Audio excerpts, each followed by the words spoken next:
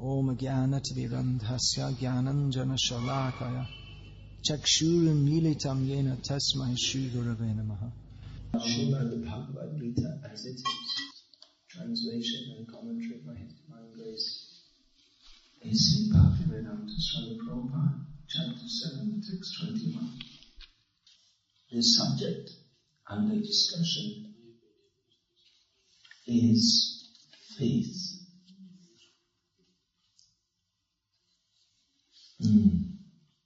This is discussed in various places in Bhagavad-gita. Shraddhamayo yang purusha yo yat shraddha sa eva saha. In Bhagavad-gita, Lord Krishna states that everyone has some kind of faith, and one is classified according to his faith. Lord Krishna classifies sattvic faith, faith in the Lord of goodness; rajasic faith, faith in the Lord of passion; and tamasic faith in the mode of ignorance.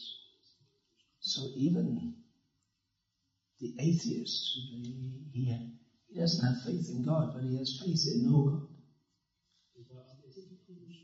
Now faith,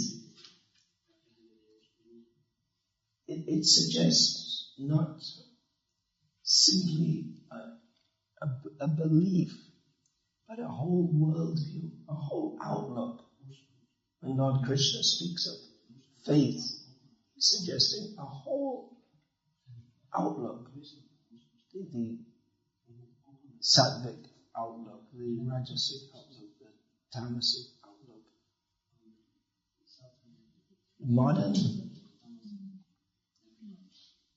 The modern outlook is not to have faith in anything.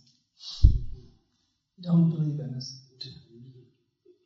One cannot be a modern academic in the true sense of the term and be, or in the generally accepted sense, and be a religious person in the traditional sense of the term, because religion is based on faith. And modern academics is based on the principle, or on the accepted convention that no one can know anything fully, and no one can know anything truly, and whatever anyone states, it's subject to revision, because someone may come up with a better theory or do some more research. In this way, they consider themselves to be very open-minded. But what it comes to is a satyama pratishtam te jagadahura nishvaram. The demoniac conclusion that there is no ultimate basis of anything. There's no truth at the basis of anything. There's no ultimate principle, because everything is nebulous. So one cannot be a modern scholar and be committed, because commitment requires faith. But actually they're committed to not being committed, because you cannot not. It's not possible not to have faith. Everyone has faith in something. When we walk on the road, we have faith that the ground in front will support us. It's not. It might be that someone just put some paper which looks like a pavement and there's a big hole underneath. You don't know. But you have faith that when we eat, you walk into a restaurant and you order. I don't know what they eat here. I don't even think about it. But anyway, the faith that is not. It's not got cyanide, potassium cyanide in it. It has milder poisons, but not gross poison. Someone hasn't poisoned it to kill you. So everyone has faith, and even if someone says, I don't believe in anything, then you can just ask him, do you believe what you just said? He's caught. If he says yes, then he contradicts himself. And if he says no, then his statement is untrue. So you can't avoid. Everyone has faith in something, even in the mode of ignorance, in which there's no real thinking. It's just It's just, there's no philosophical endeavor, it's practically animal life. But then he has faith in his own delusions and illusions. Everyone has some kind of faith or outlook. And here Lord Krishna is speaking about achala, achala shraddha, unmoving faith, achala, it doesn't move, very strong faith. Now, why this modern, mundane, academic, nebulous approach? They don't want to place faith, and definitely don't want to place faith in any absolute principle. Why does that come about? Well, one reason is because they see that faith is a very motivating factor. This here in the modern management lingo, they talk about motivating people. So, religion is a great motivator. God Jesus spoke about faith that can move mountains. And we see that due to faith in Jesus, so many people are not actually faith in Jesus, but a misplaced faith in Jesus. People have marched toward the crusades, marching toward to liberate the holy man from the infidels. And as far as the infidels, the Muslims are concerned, the Christians and the Kafirs. So that's their word for heretic. So they're both fighting, and there's great faith. You have to fight for the faith, for the true faith. They're both fighting for what they consider to be the true faith, and they consider the other side to be the wrong side. So it's faith. If it's misplaced, it can spoil your life. It will spoil your life. In more recent times, we have the spectacular example of people flying airplanes into skyscraper buildings with the intention of destroying them, with the faith that they are committing a very pious activity and that they will be benefited by doing so, because for doing this pious act of killing the infidels, they will go to heaven and enjoy themselves. They have faith. They have firm faith in that. Otherwise, how could they do it? Of course, such an activity is classified as an activity in the mode of ignorance. So we can't expect any auspicious result from that. But they have faith that what they're doing is good, it's ordained by Allah, and we will get rewarded for doing so. So, how do they have such strong faith, dangerous faith in the wrong thing? Those who also say don't have faith in any absolute principle, they also have faith in the wrong thing. They say don't have faith, but they have faith in not having faith. They have faith in the academic method. That they have faith that this is the proper approach to understanding things. By this, what they consider to be the objective academic method. Although actually it's not objective, because it places human intelligence as the arbitrator of all knowledge. So they also have faith in the ability of the human intelligence. But they don't consider where this intelligence has come from. That there should be an ultimate principle behind empathy. They believe in not having faith in an ultimate principle, which is, as I described, asatyam apratishtanti. Those who believe in no ultimate principle, they're described as demons in Bhagavad-gita. This comes in the description of the demons.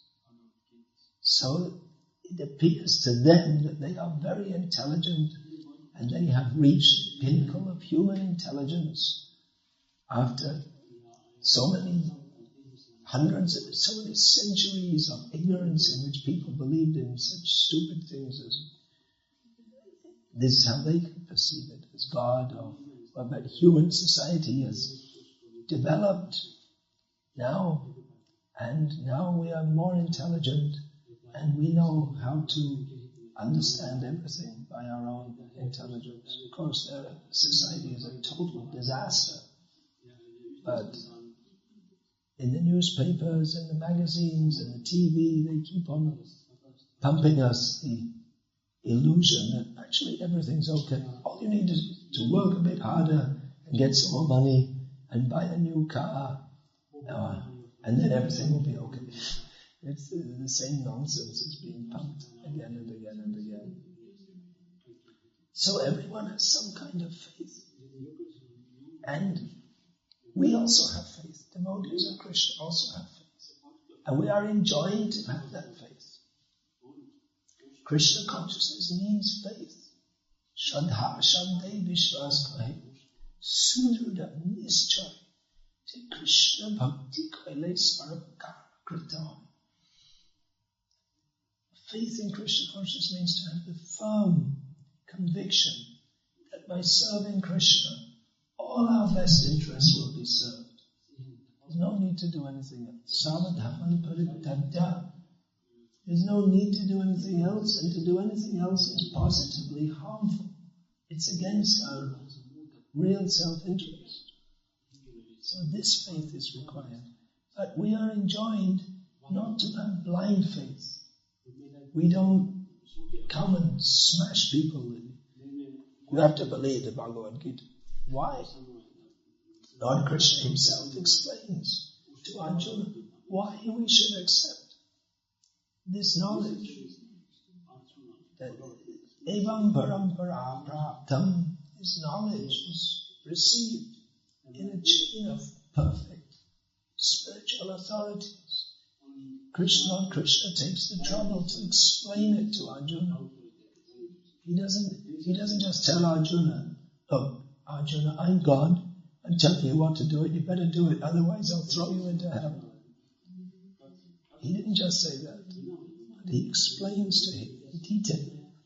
Because Arjuna is a thinking person. Krishna doesn't want robot-like people who just follow him out of fear or out of some promise of sense gratification. Yesterday we were talking about the jiva's independence. Srila Prabhupada also talks about this in this purport, that we have independence. But we are to come to our proper position. We have to execute our independence intelligently. If we just say, just follow this, because Krishna said it, so we say, well, no, Allah said in the Quran, and then if there's no use of intelligence to understand, then we become fanatics. Then someone can come along and tell us that, if we don't try to understand intelligently, then our understanding or our faith will, ipso facto, be unintelligent. And therefore we will subscribe. We are good targets for becoming captured by foolish ideas. Just like, the whole of Western civilization has developed on the faith that the cause of all human suffering is because someone long ago ate an apple. This is bizarre. But people have faith in it. And therefore the enlightenment was when they realized that, well, probably wasn't because someone had an apple, and then but they were enlightened enough not to believe in the apple. An apple eating is the cause of all suffering, but then they, not having any real philosophy or theology, they just threw out all philosophy, religious philosophy. They threw out religion. They threw out the method of having faith in the transcendental because they never knew what it was. They've never had transcendental religion. All they've had is believe in God and you'll enjoy, and if you don't, you'll go to hell forever. It's the way one may speak to a child, but even if you train a child like that, you can't expect you'll grow out to be a very good person. If you don't explain to children why you should do what you should do, you just say, do this and I'll give you a sweet, and if you don't do it, I'll slap you. But you can't expect that the child will grow up to be a very, to use another buzzword, a psychologically balanced person, or thoughtful person, or even a person capable of making intelligent decisions. It's not intelligent. So Lord Krishna is explaining here in Bhagavad-gita and in more detail in the 11th canto of Bhagavatam to Uddhava. He speaks the same matters in greater detail. That we don't just say as a matter of fanaticism that Krishna is the Supreme Personality of Godhead. Even the term Supreme Personality of Godhead is a much more developed term than simply saying God. There's so much import to the term Supreme Personality of Godhead. But we have to, we're enjoined to understand this. Anvyadvyati rekhabhyam yatsyat sarvatra sarvada. We are enjoined to understand directly and indirectly how Krishna is the Supreme Lord in all situations, in all times, places and circumstances. Directly and indirectly, He is the Supreme Controller. So we are enjoined to understand this with intelligent faith.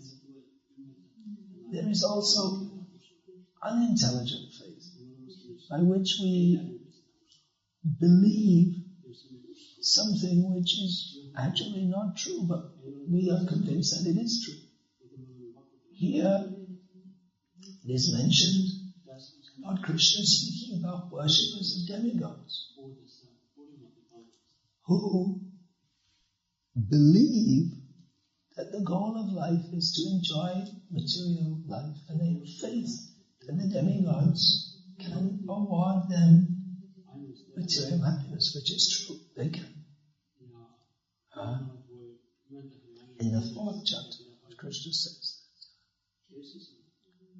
that what is it? Shiprami manashe loke siddhi bhavati karmaja. What's the first line of that verse? That people, they worship desiring material enjoyment. People worship the demigods and they get results. They get the result of material happiness. It works. And when it works, people have faith. But as Lord Krishna is pointing out the result of this, he says, in the verse previous to verse 20, verse previous to the verse we read today,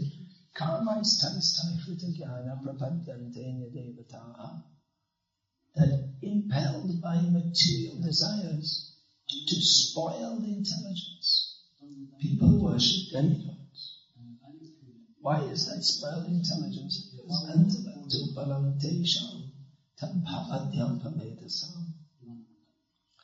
That they get only a temporary result.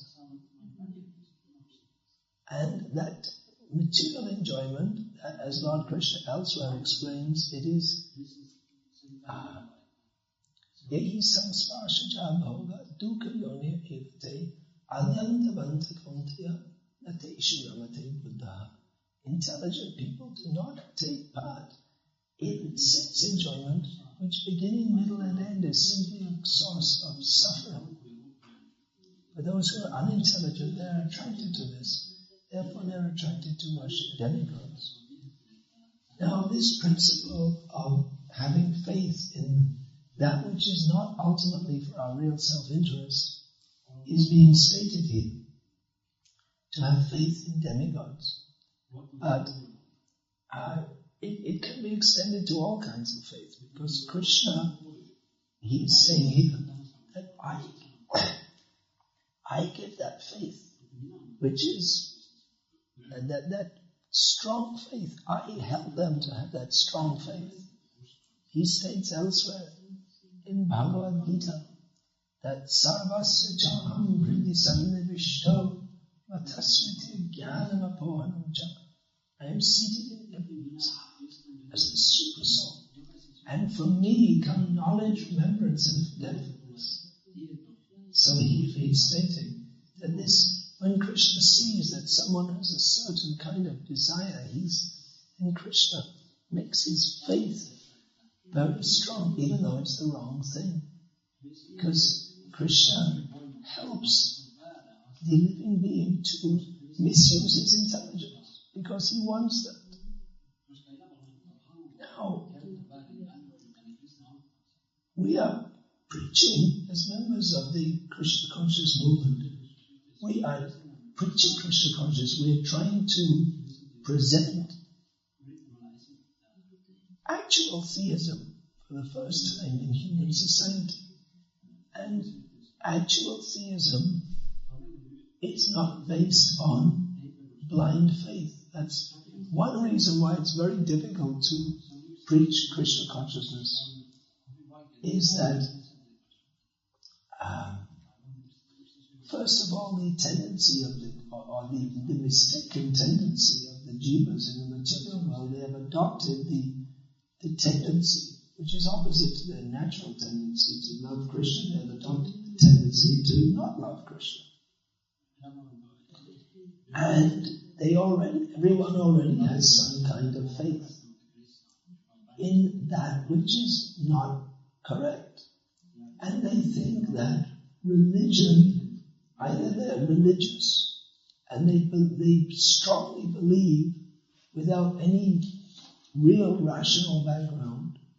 They just say, well, you should just believe. You can't understand. You just believe it. It's beyond human intelligence to understand. That's true. But to some extent, we should be able to understand.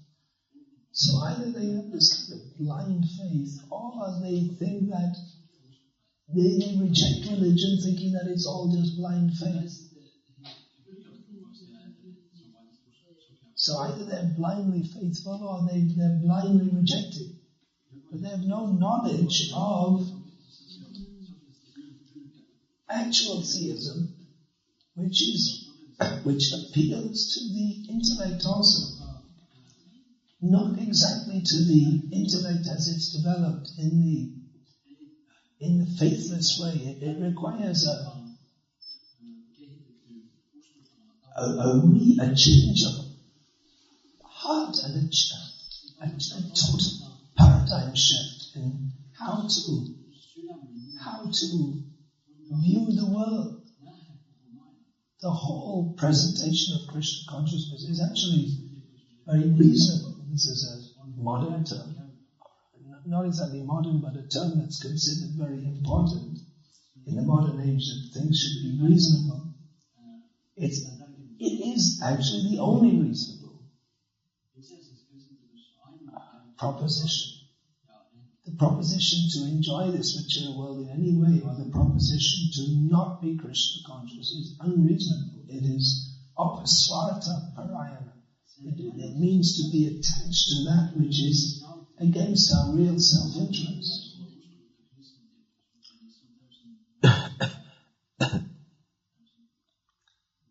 But people, they either presume it to be some kind of wrong religion. We've got the right religion, and everything else must be wrong.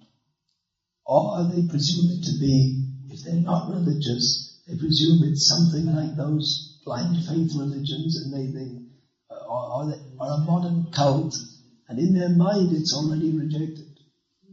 Oh, religion? No, I'm not religious. Or Krishna conscious, I'm already Lutheran, or whatever it is. So they already have their pattern set. Doubt we're talking about faith, but to be doubtful is good. To be doubtful in that which is not correct is good. If one is doubtful, it's good. If one is pious, if one is doubtful and impious, then he comes under the category. Lord Krishna describes Raga Bhaya Krodha. Vita Raga Bhaya Krodha Manmayama Upashitaha. Bhagavad Tapasa Putamad Bhavavagataha. Being freed of attachment, fear and anger. Many persons in the past became purified by austerity and by knowledge of me, and thus they came to me. So, if one is doubtful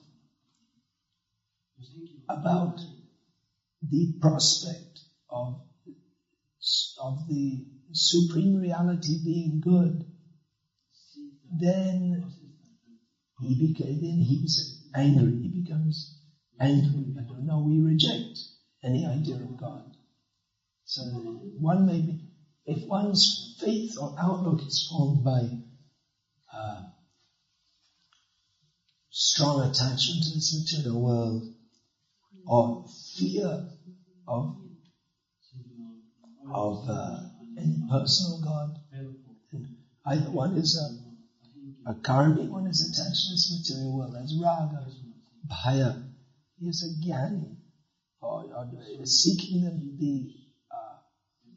impersonal absolute. They're afraid of material life. They're afraid also of surrendering to any God. Or krodha, they're just against everything.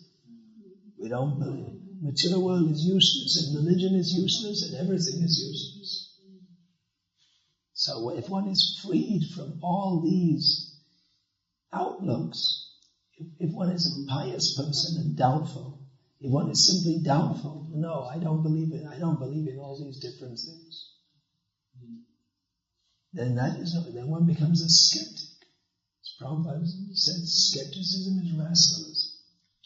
One should have, if one is pious, then he sees that this material world is miserable, and he seeks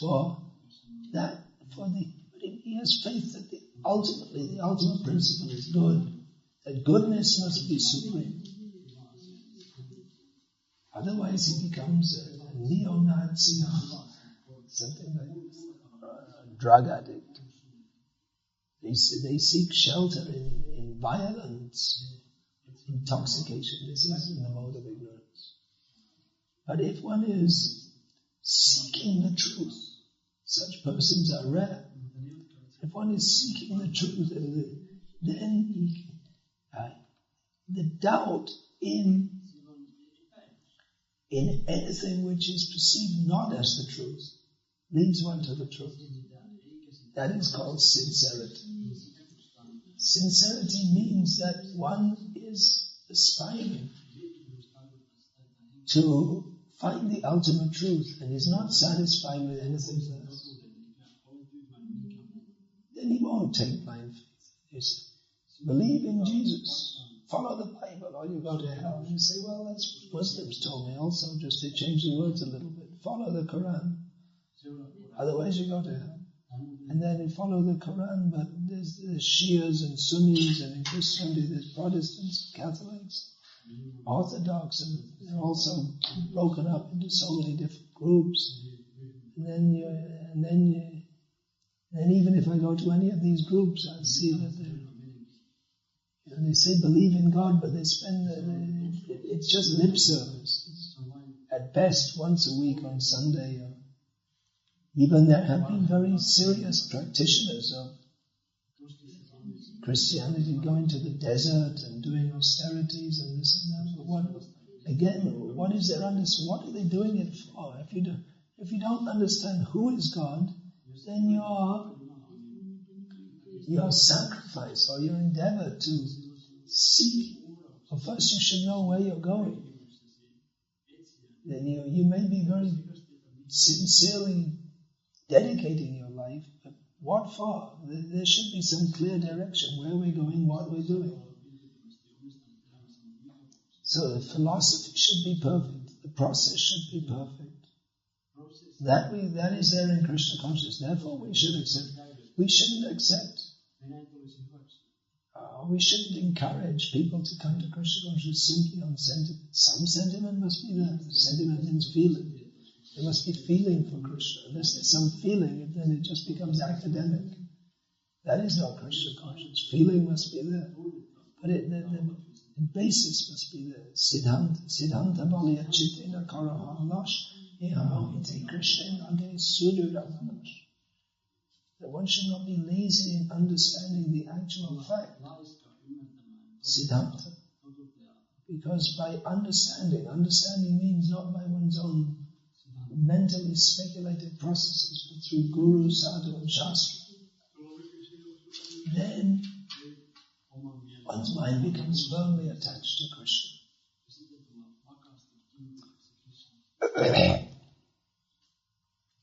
But difficulty is there in preaching because people are strongly attached to the wrong thing. In traditional Indian culture, there was a tradition of scholarship and debate. And the Brahmins were very learned. And they would debate. And there were rules of debate. So if one defeated another, then that who is defeated had to become his disciple. Even if he's a guru himself, he had to, if he's defeated, he has to give up what he believed before and follow, become a disciple with his disciples. That's how Shankaracharya, Madhvacharya, Ramanujacharya, they traveled all over India and they made many disciples. They engaged in debate. And Shankaracharya, he met with so many Vedapantis, this Karma Kanda, the following Karma Kanda, and he convinced, and he made them, Karma Kanda means they're grihastas, and he'd take them out. Now you take sannyas, because Brahma Satyam Jagan Nitya. For him, spiritual life begins when you take sannyas. So like this, and Ramanujacharya, Chaitanya Mahaprabhu, he didn't engage in debate much, but with those who were highly scholarly, he did also. So, but nowadays you see, there's this kind of neo-Mayavad is spread all over the world, and the modern educational system, although they purport to teach or to make people intelligent, actually makes people very foolish, because it completely, the modern educational system combined with the TV and the press and the whole modern ethos, it completely destroys the tendency even to ask the right questions. What is the purpose of life? And it completely destroys the tendency to believe in a higher principle, in the Supreme Personality of Godhead. And it is by giving intoxication and promoting sex and all kinds of sense gratification and making it so difficult to live in this world in so many ways, they make people think that the goal of life is simply to survive and enjoy. So most people are like struggling economically for enjoyment.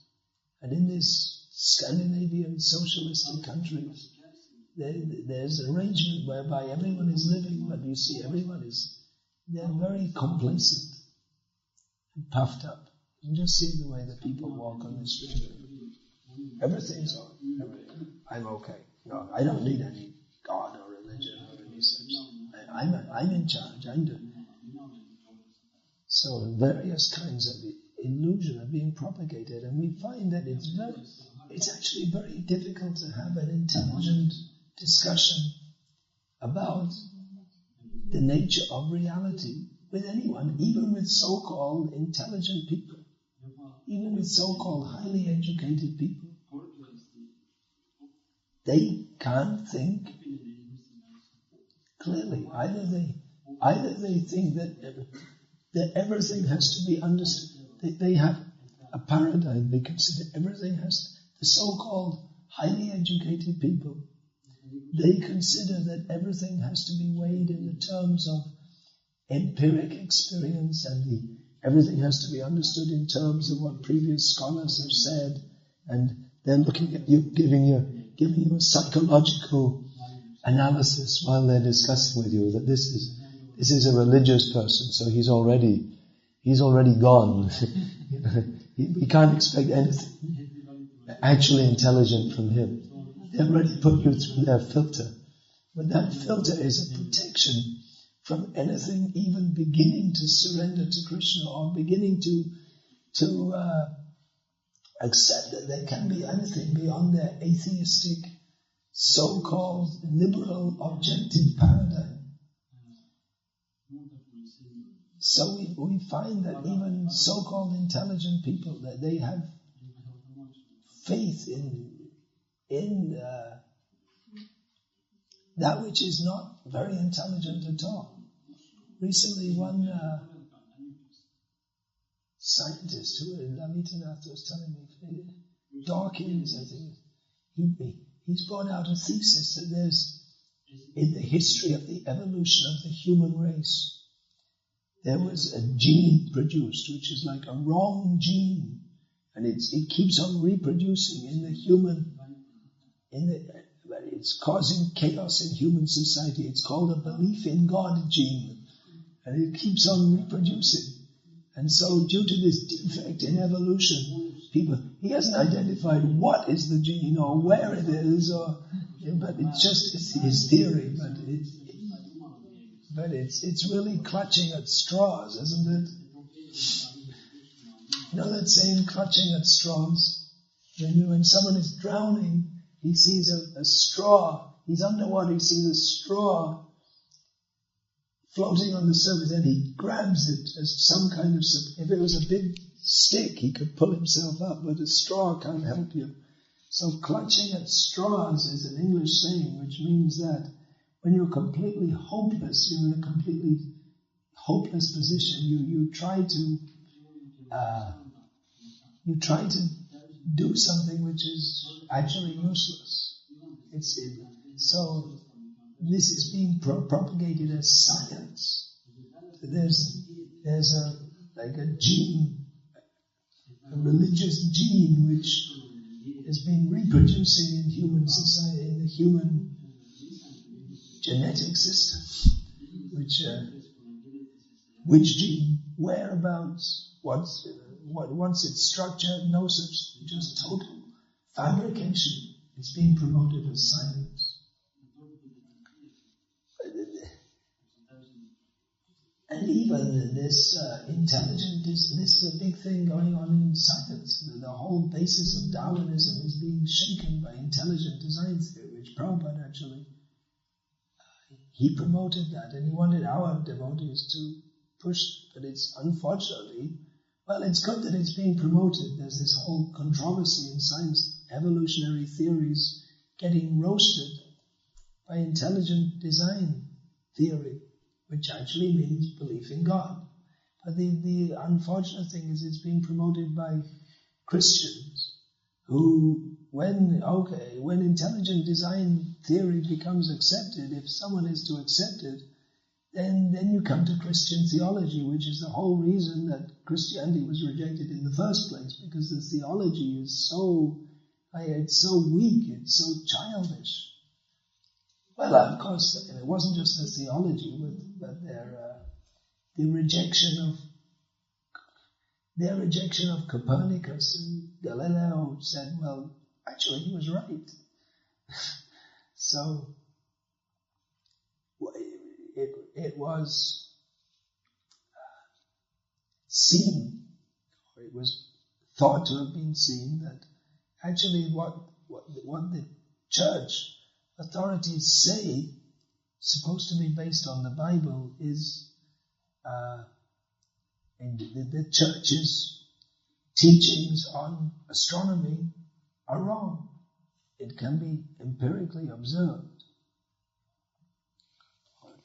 So,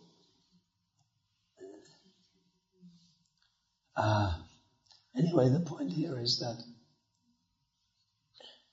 even people may be very intelligent materially, but spiritually, people can't follow it's very difficult to discuss with many people because they have such preconceptions. Just in Copenhagen 2 nights ago, afterwards I learned the man was a doctor. Indian man was coming and he was saying, well, I don't think we should criticize. And I told him that, well, if you criticize him, then you're criticizing Krishna, because he criticized. He said, well, I don't find the Bhagavad-gita, Lord Krishna criticizes anyone. So I quoted a few shlokas. And then he still didn't want to accept it. And then I gave the book to him and I asked him to read it out. So he read Namang Dushkrita Mura. And he said, well, I don't think he's really criticizing anyone in particular.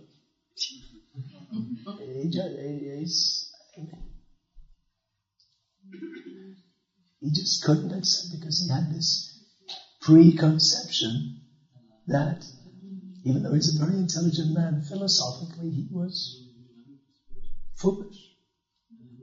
He didn't want to surrender to what Krishna said, and Krishna says, Namang Dushkritinoma, such a person is either a Mudha, a Naradama, a Maya, Aparita Jnana, or Asuram Bhavam Ashrita. So he thought he was being very good by not criticizing anyone, but by taking that stance, he was actually criticizing Krishna. But it's because of spoiled intelligence, people think they're being very good. Well, we should just accept all theories and be nice to everyone, and it seems very good, but it's philosophically untenable.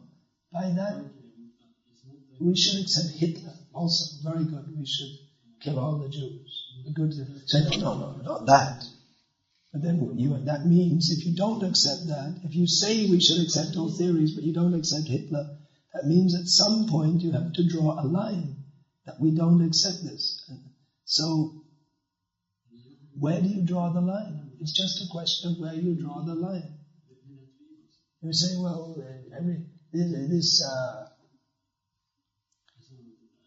Mahatma Gandhi, he was being fair. Let's be fair.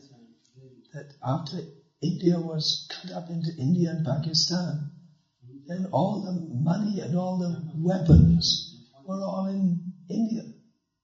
And the Indians said, great. And Mahatma Gandhi said, no, we should give them money and give them their fair share of the weapons. So they gave it to them because they respected Mahatma Gandhi. And they got it, they organized themselves and attacked India. So his so-called being fair resulted in the killing of so many people.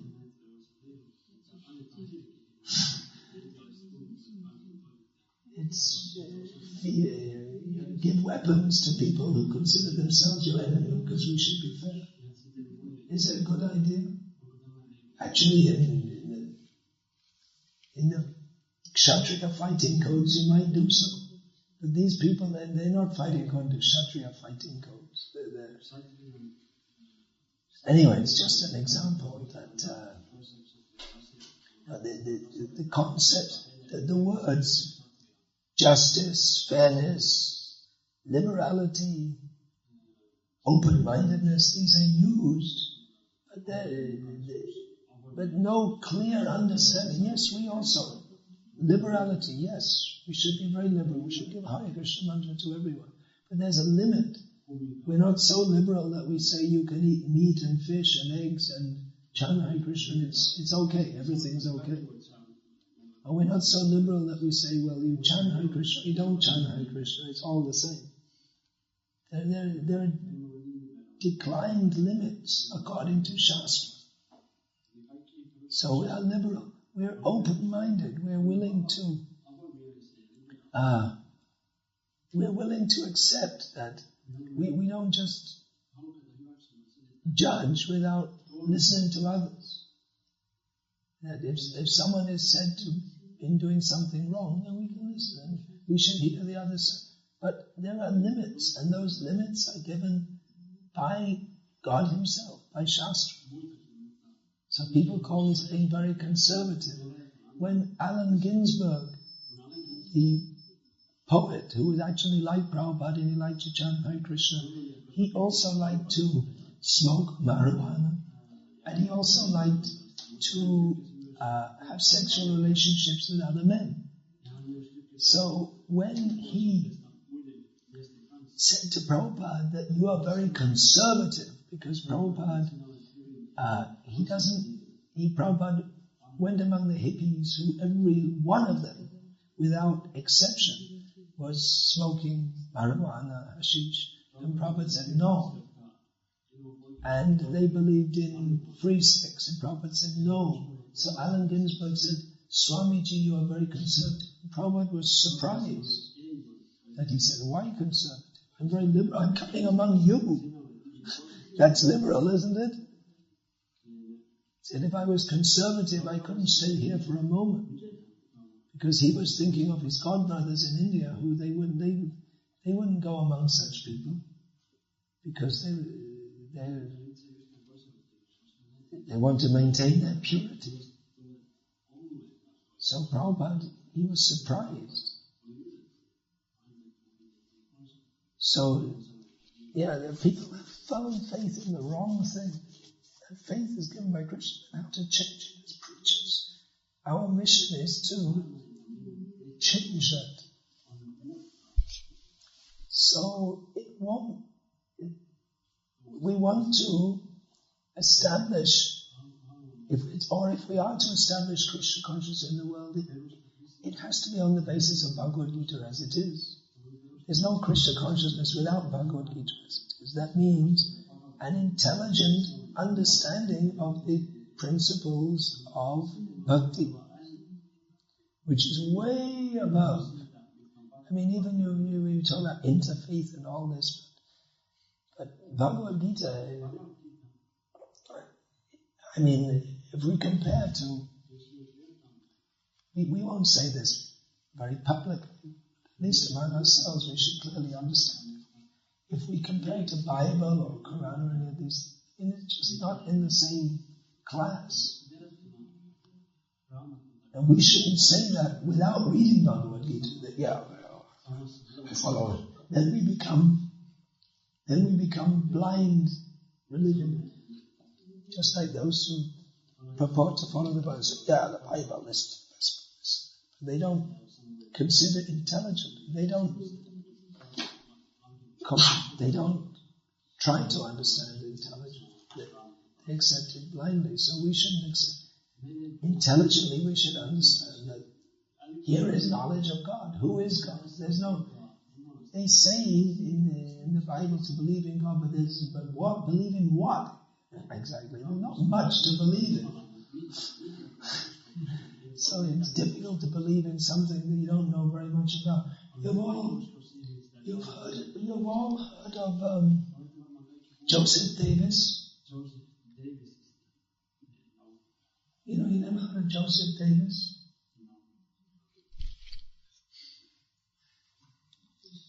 Well, if I ask you to believe in Joseph Davis, what do you think about him? What's your opinion about him?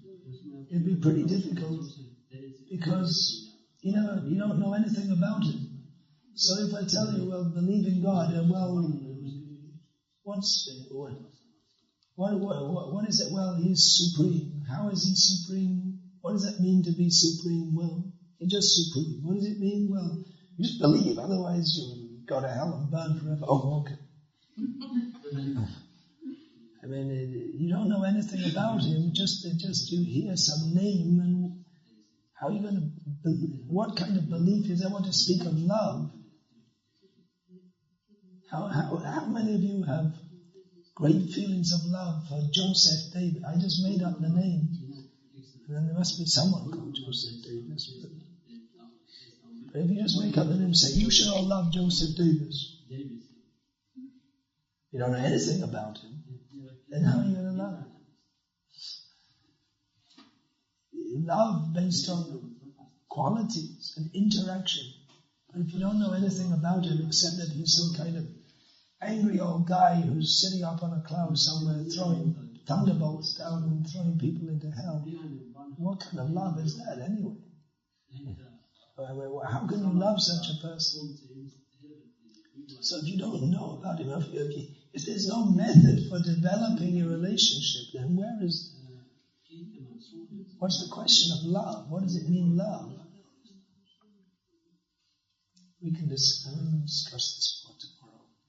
Don't have some coming out, except air. So how to bring people to this intelligent platform? Well, we shouldn't give up the intelligent platform because people are unintelligent. We should go on preaching intelligently to raise people to that platform. It is possible. I mean, you've all come. So, but alongside with that, faith, initial faith, will be generated by seeing the devotees, how they live. 30 years after Srila Prabhupada departed, or about 40 years after his preaching mission began, perceptions of the Hare Krishna movement generally all over the world has changed. In the beginning it was considered with a lot of suspicion, but it seems more and more all over the world that people in general, although they don't really know what spiritual means, but they perceive us as something spiritual. And they perceive us as being something sincere and different. Exactly why? Well, one reason is that we've been there for so many years doing the same thing. And the chanting is definitely the street chanting is definitely something otherworldly. It's not anything of this world. And the fact that we're vegetarians, and just the fact that we're so different means that we are committed to something not of this world. And of course, there is a kind of feeling among some devotees or some streams of devotees in our rooms that we should just try to be normal and then people would accept us. But then, normal in terms of modern society, but then what is there to accept if we're like them? Then we don't. What we have to offer is something different. So we're being the same as them, we cease to offer what we have to give. So the fact that we are different, that makes an impression on people. That there's something, people are committed here to something which they can understand. We're committed to a higher principle. We're not gross materialists. Of course, even if we dress as we do, but we give an impression of being grossly materialistic, then people won't accept that. Especially in these Protestant countries. If the sadhus live like kings, people, they won't like that. They will reject that. If they are seen to be living a very opulent and indulgent life, that their whole Protestantism came up as a protest against the indulgence and in luxury of the Catholic authorities. So that's deeply in the culture, isn't it? In the Protestant countries, people, they don't like people, they think that religion, that's the Puritan ethic, or Lutheran ethic, that one, to be spiritual, you have to be very austere and non-indulgent. Actually, it's not necessarily true, but people think like that. And a devotee, if required, he can live in luxury, if required for preaching. But anyway, by Krishna's arrangement, at least in this country, there's no big opulence. And devotees, for themselves, they're not inclined toward that anyway. And if I'm just saying that faith, how can people understand this philosophy of Bhagavad-gita? It begins with faith, by which they can begin to hear from devotees.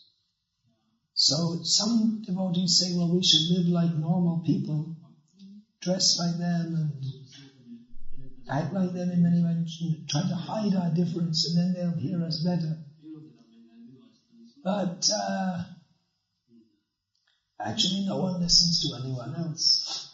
So they might listen to us, means they'll listen on their own terms, but if they want to, their own terms, which means that there's an ethic in modern society, not an ethic or a principle that against proselytization. This word proselytization, people don't like that. You should try to convert me. But so you can dress normal, and then maybe you can talk to people, but in a superficial. Normal people are superficial. So maybe you can talk to them more easily, but in a superficial way. But if we clearly show the difference and live with the difference, then people who are genuinely looking for something different, they will be more inclined to come to us and at least hear us when they see that we have found something that is apparent from our whole way of life and from the devotees' happiness. I was very struck by that when I first came to the temple, that these people are so happy, even though they don't have anything materially which would make one happier. It's freezing cold, snowing, there's no heating. They have this big building donated by George Harrison.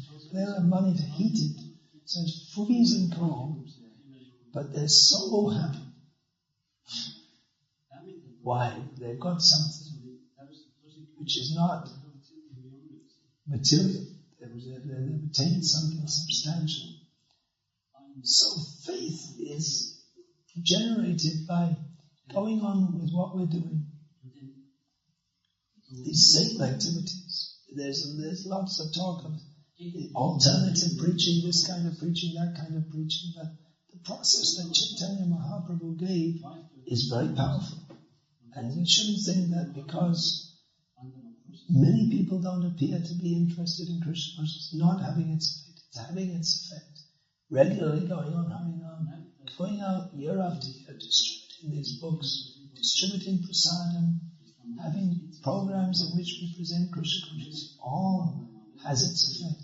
And I've seen, of course I'm mostly based in India, Bangladesh, all these countries, but I've seen many people now who are like 20, 25 years old, and they said, I remember when I was 5 years old and my mother took me to the ISKCON temple.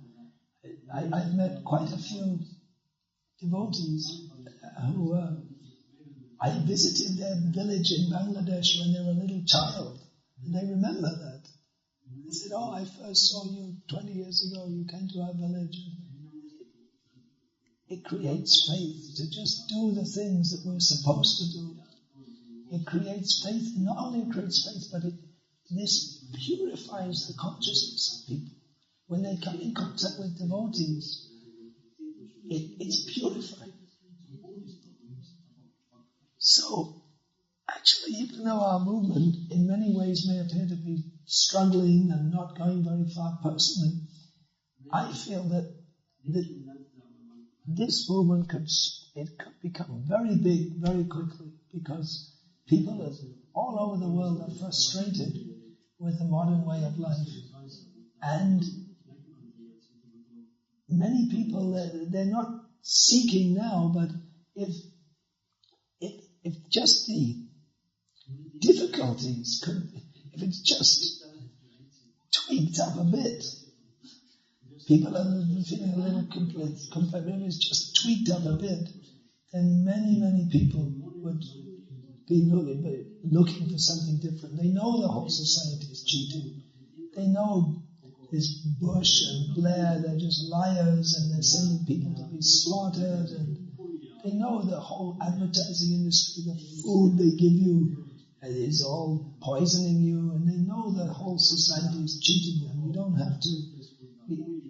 have to make a big case for that. A few years ago, in London, after the Rath Yatra in Trafalgar Square, is a famous place in London, I was at the questions and answers booth, so there's all these just people off the street, they want to shoot, it's like shoot the Swami, they're shooting their questions and trying to catch you out and show that they're more intelligent than you.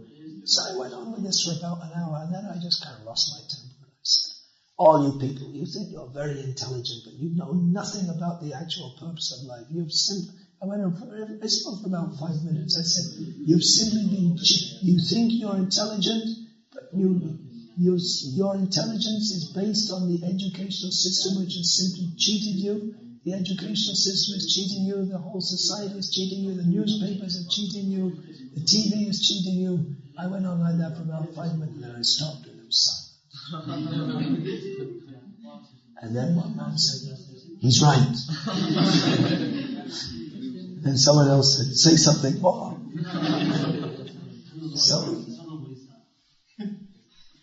And these are people who just a few minutes ago were just like trying to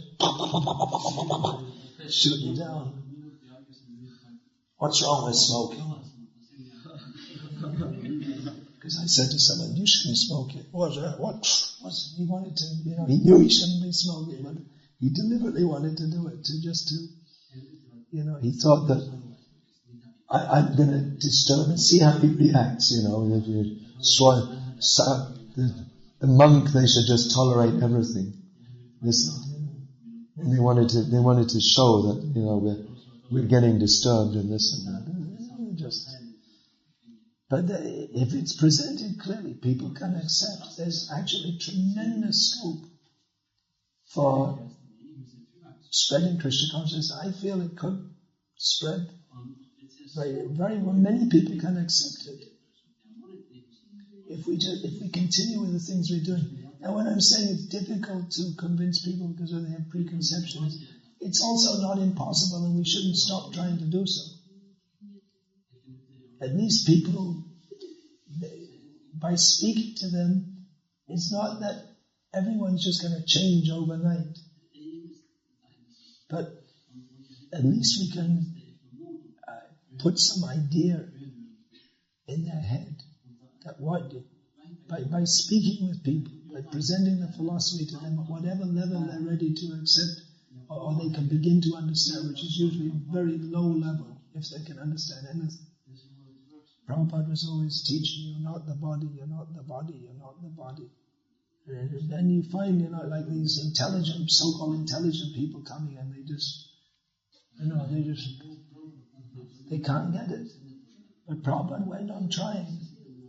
And he set the example for us. That at least people can start to think.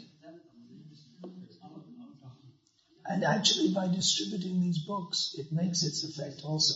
Because these books are very powerful. And people, the more we distribute these books, the more people can begin to understand what is the philosophy of Krishna consciousness, what is reality. I've seen that very clearly in India, that when I first went there, the preaching was so tough because everyone you spoke to was a Mayavadi. As soon as you start to speak about personal God, it's changed now. nowadays you can openly say that all this idea of all oneness and it's all bogus. You can say it.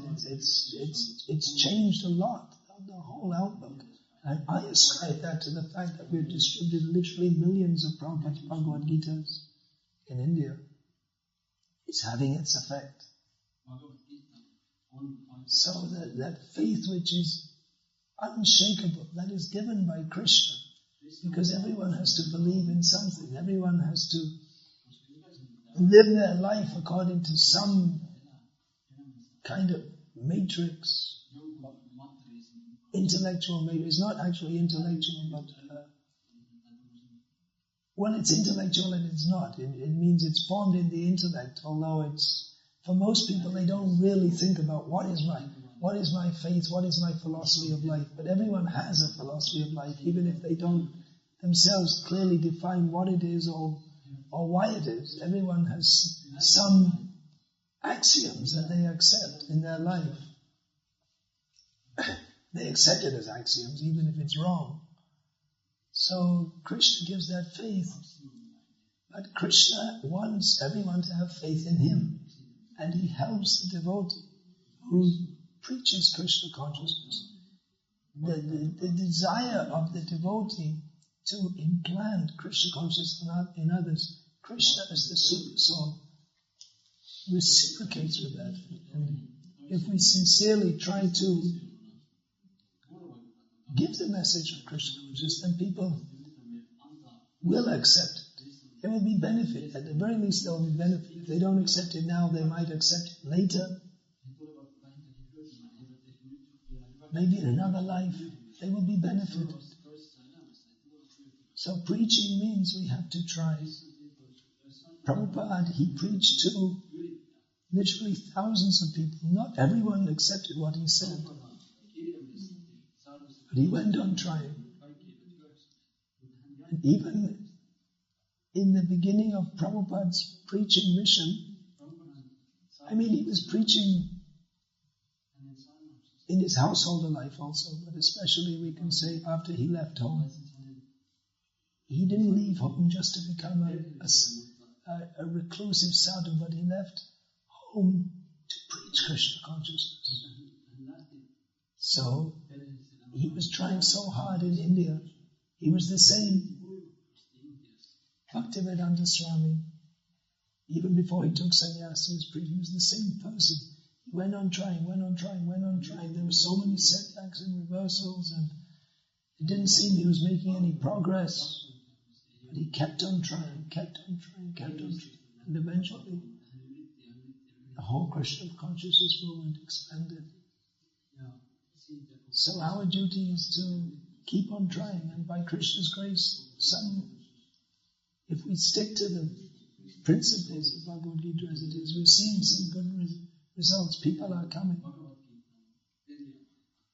So people have faith in the wrong thing, but even though it's intellectually untenable, but that faith can change if they're presented with something better. They may not understand it intellectually. Krishna consciousness is not accepted only by the intellect. That's why Chaitanya Mahaprabhu, he debated with big scholars, but mostly he chanted Hare Krishna, distributed prasad.